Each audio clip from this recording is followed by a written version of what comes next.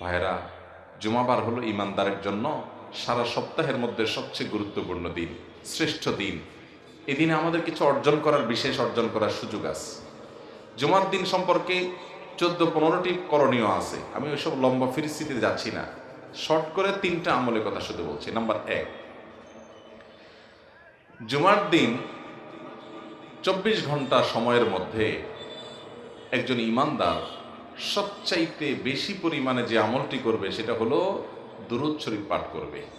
কি করবে? দুরূদ পাঠ করবে।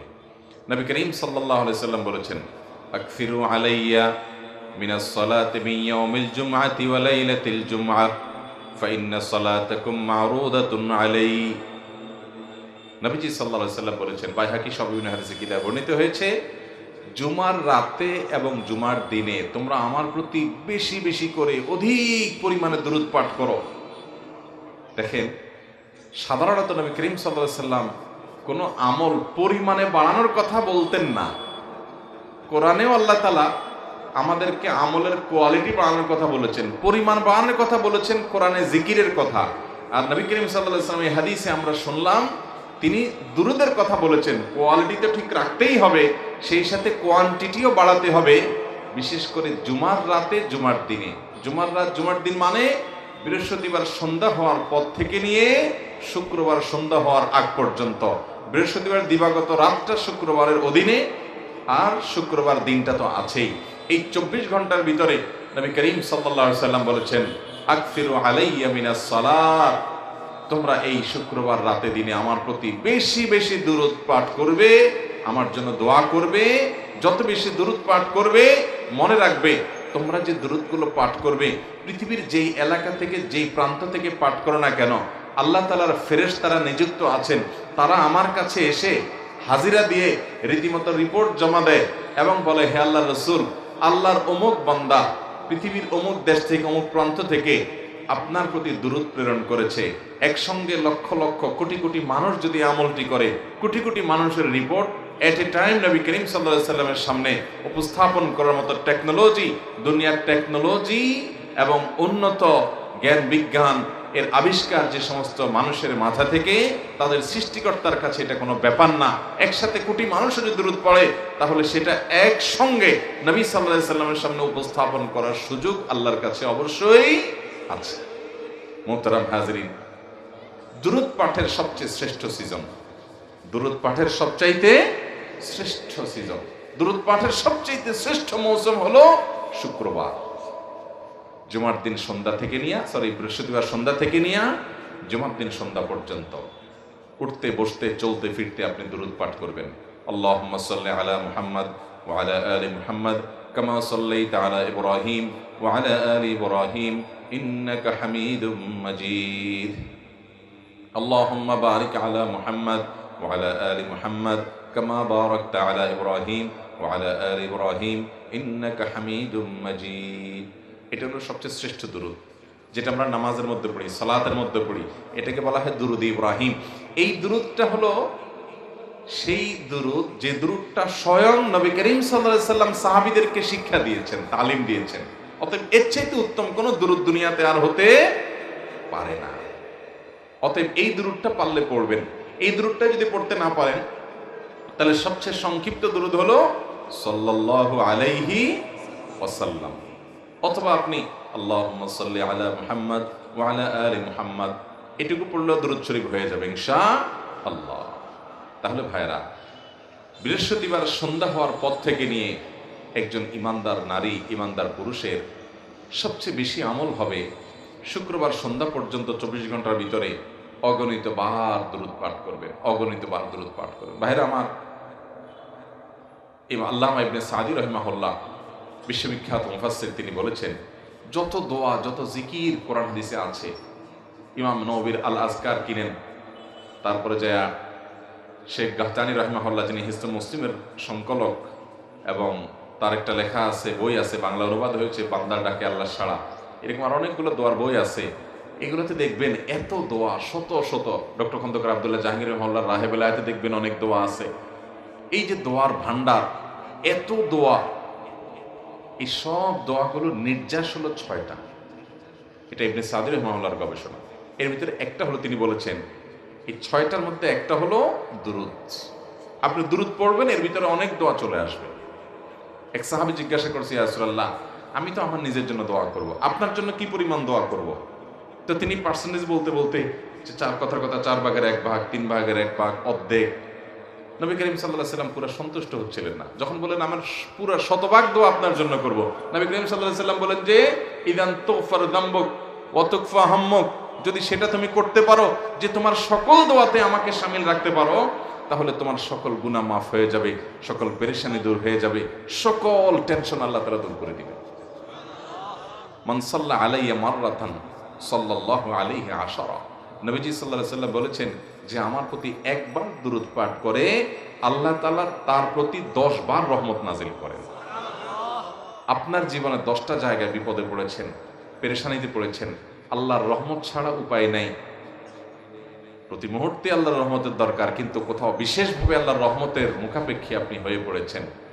আল্লাহ তাআলা একবার দুরূদ যদি আপনি হক আদায় করে সুন্দর মতে পাঠ করেন, তো আপনার জীবনে 10 জায়গায় আল্লাহ তাআলা রহমত নাজিল করবেন। ভাইরা আমার, আমরা আমাদের নবীজি সাল্লাল্লাহু আলাইহি ওয়াসাল্লামের প্রতি দুরূদ প্রেরণ করলে তার কোনো লাভ নাই। তার লাভ আল্লাহ তাআলা তার প্রতি রহমত এমনিই করবেন তার নবীর প্রতি, আমরা দোয়া করি বা না করি। কিন্তু আমরা যদি দুরূদ পাঠ করি তাহলে সবার আগে আমাদের লাভ হবে। অতএব এই দুরূদ সবসময় বেশি বেশি করে পাঠ করবেন, মুখের ভিতরে চলতে থাকবে। কিন্তু শুক্রবার যখন আসবে, বৃহস্পতিবার সন্ধ্যা থেকে শুক্রবার সন্ধ্যা পর্যন্ত এই আমলটা সবচাইতে বেশি পরিমাণে করব চেষ্টা করব তো ইনশাআল্লাহ। দিল থেকে যারা ওয়াদা করেছেন, আমি আমার কথা বলি আলহামদুলিল্লাহ, আমি আমার কথা বলার উদ্দেশ্য হলো আপনাদেরকে উৎসাহ দেওয়া, আমার পরিবারের ছেলে মেয়েকে, পরিবারকে, আমার সাথে, এমনকি আমার ড্রাইভার সাহেবকেও আমি মাঝে মধ্যে বলি, আমরা স্মরণ করাই। বৃহস্পতিবার হলে একজন আরেকজনকে স্মরণ করাই। আমি শুধু বলা না যে তোমরা আজকে দুরূদের আমল শুরু করছো, কে কতবার করছো, শুরু করছো তো। অতএব আমরা আমাদের পরিবারে, বাসা বাড়িতে নিজেরা আমরা আমল শুরু করবো। ভাই, আমাদের দুনিয়া থেকে যাওয়ার সময় টাকা পয়সা, পদ পদবী, নাম যশ খ্যাতি কিচ্ছু যাবে না, সব থেকে যাবে ভাই।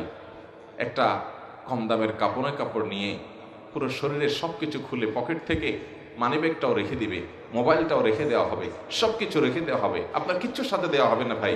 একটা কাপড়ের টুকরা নিয়ে যাবেন সাথে, আপনার সাথে আসল যাবে হলো আল্লাহ তাআলার কুদরতি যে ডাকপিয়ন আছে, তাদের মাধ্যমে আপনার আমল নামাগুলো চলে যাবে। আল্লাহ তাআলা বলেছেন, ওমা তুকদ্দিমু লিআনফুসিকুম মিন খাইরিন তাজিদুহু ইনদাল্লাহ, দুনিয়া থেকে যে ভালো কাজগুলো পাঠায় দিবা, আল্লাহর কাছে যায় দেখবা সব আছে। অতএব বেশি বেশি দুরূদ পড়বো তো ইনশাআল্লাহ, লাভ আমার হবে, লাভ আপনার হবে। আমি বিভিন্ন জায়গায় বলি, ভাইরা, আমার জীবনে এমন কিছু পরিস্থিতি আসছে, দেয়ালে পিঠ থেকে গেছে, মনে হয়েছে যে আল্লাহ তাআলা এই মুহূর্তে অলৌকিক কোনো সহযোগিতা না করলে আমার বোধহয় আর রক্ষা নাই। এই ধরনের বিপদ, আল্লাহর শপথ করে বলছি।